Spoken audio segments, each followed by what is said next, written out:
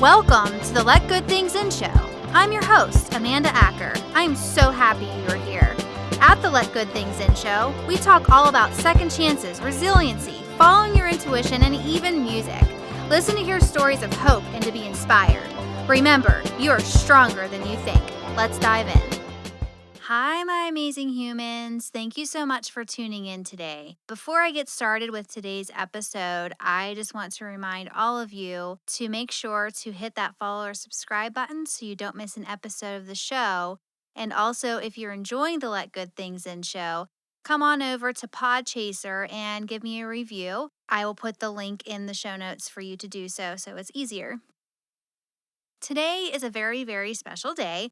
As I'm recording this, it is November 1st of 2021, and today I became a published author. Woohoo! And everyone cheers.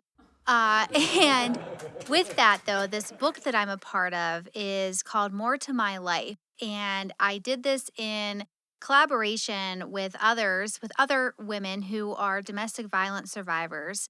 The charity that I worked alongside for this is called More to Her Life, and it's headed by Victoria Padmore. And if you don't know her, make sure to get connected. She's amazing. She's doing wonderful things in the UK. And I am so happy to have been able to be a part of this project with her. And with that, I would like to take today's episode to talk about domestic violence and my experience with it, because in the book, I wrote my chapter about my love story with my husband, and I think this is a really important subject for those of us who have either been in an abusive relationship, whether man or woman, or those of us who know someone who has been in an abusive relationship, whether a man or a woman. You know, in my experience throughout life, as I've done in a previous episode, I talked about toxic relationships, but I want to just go back and tell you the story from leaving a very toxic, abusive relationship to where I'm at now with my husband. And I want you all to know that love is possible for all of us, and that love shouldn't hurt, and that there are people out there waiting to love us as we are without judgment. When I was with this person, my ex, that I talk about every now and again in other podcast interviews and on my show as well, I was with someone for quite some time who I didn't know at first was abusive. Honestly, I didn't truly realize I was being abused until about 6 years into this relationship. It was like I was living a double life. When I told you guys in another episode about how I found out that this person was in love with a famous person, I didn't realize what was actually happening. All I knew was that I was trying to keep my head above water, because that's what I had been doing for the years prior to him telling me this. And when I look at that relationship now, I can see all the red flags. It started with him not being supportive of growth in my life. He would make me feel if I ever did anything good or I got something. For example, I got a car, and this was in the very beginning of this relationship.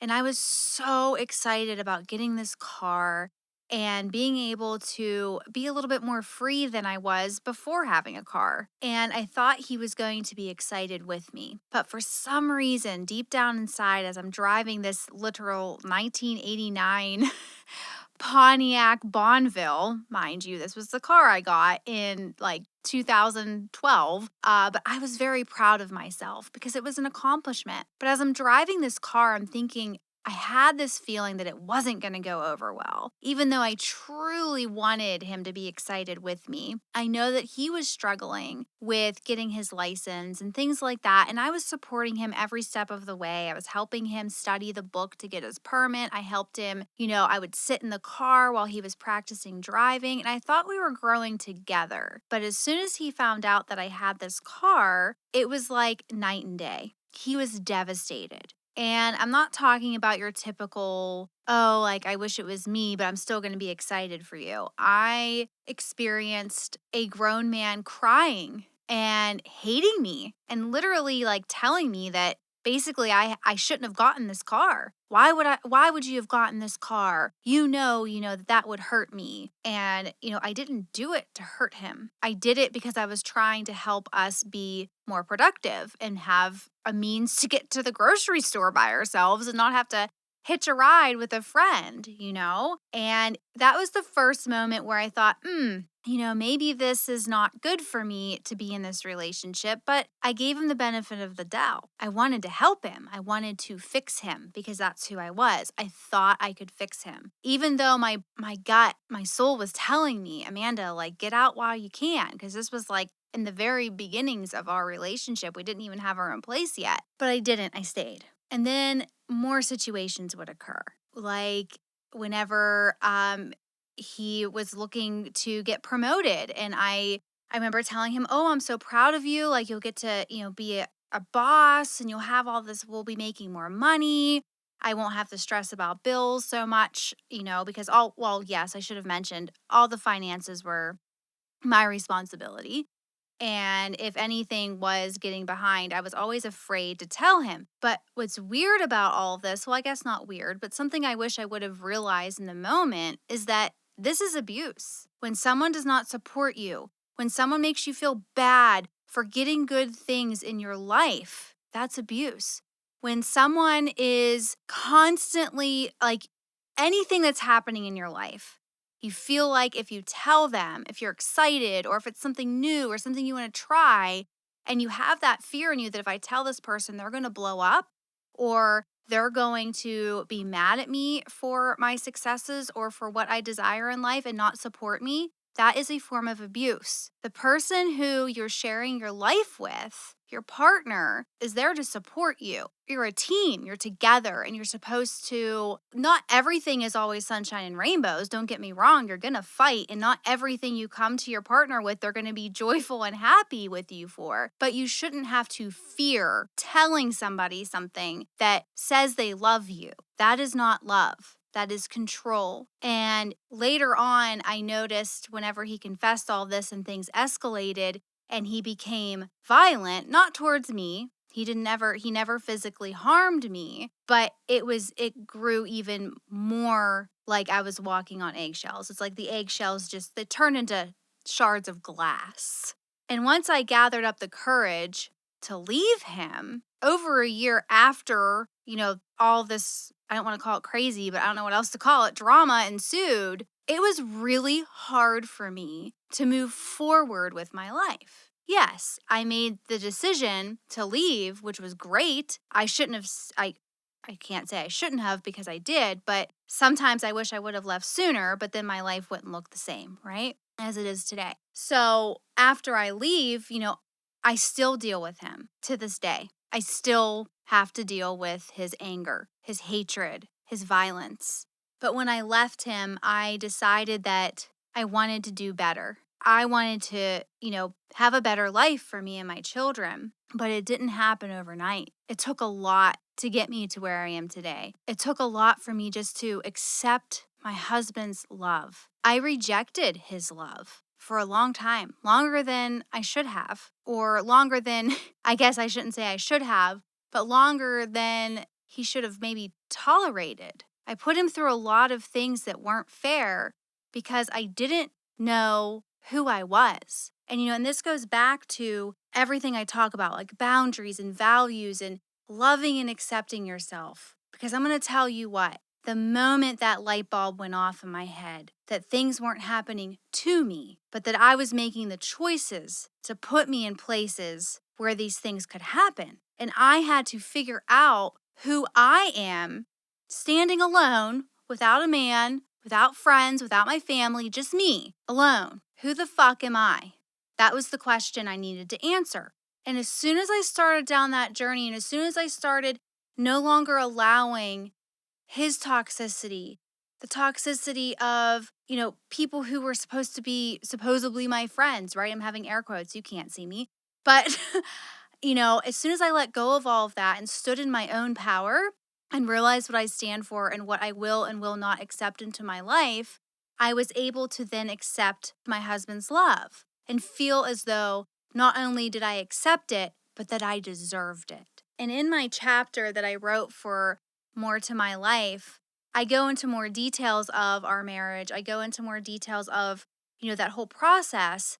But I wanted you to know all of this because if you're listening right now and you're in a relationship, and it doesn't have to be with, I don't know how else to call it, with a sexual partner, it can be a family member, a friend. But if you're feeling like you have to walk on eggshells, pause for a moment and think about that relationship. How is it affecting you in your life? Because if it's affecting you in a negative way and it's making you feel fearful of sharing things or fearful of telling this person something that you want to try and do because you don't think they'll support you, you're going to have to build some fences around that, some boundaries. If this is someone who you can't fully release out of your life, which for me, my ex, I can't. I have to still, on some level, deal with him.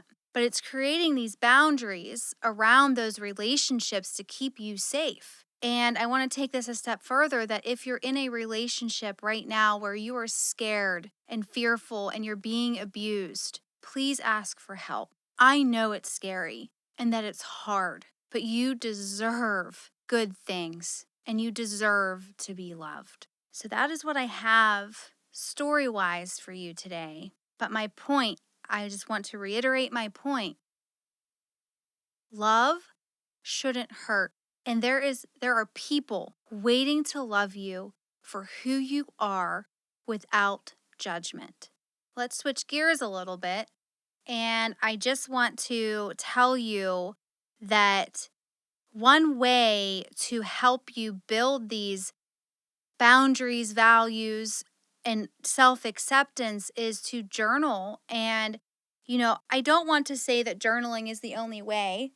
You can journal. You can talk to a trusted friend. You can seek out a therapist if you don't already have one, a life coach, anyone. But you need somebody that you can talk to openly about what you're experiencing because there's power in speaking your thoughts.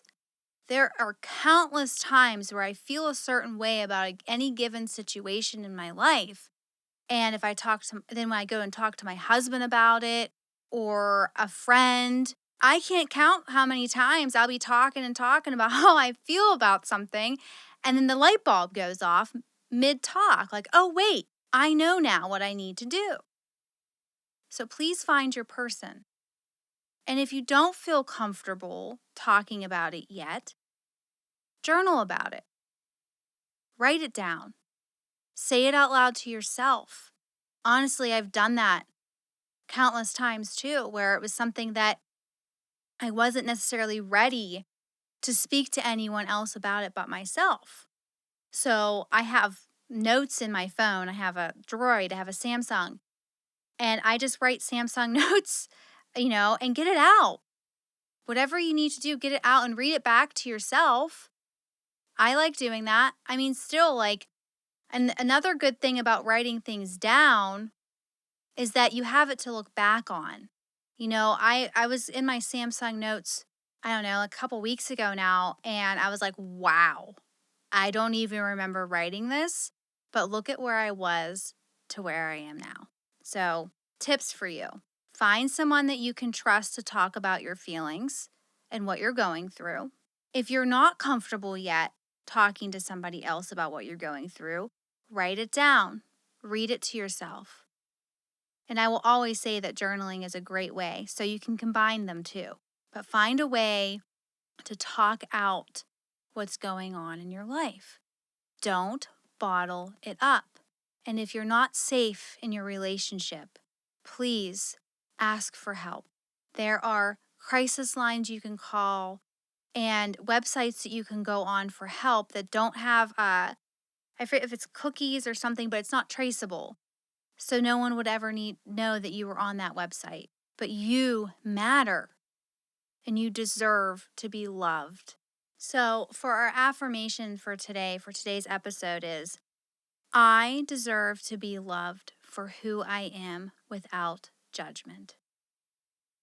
I deserve to be loved for who I am without judgment. Another one I would like for you to say today is, I love myself unconditionally. I love myself unconditionally. And if you've been listening to the previous episode, you know the next one. I am enough. I am enough. Thank you so much, everyone, for listening. In today's show notes, I will have the link to the More to My Life book.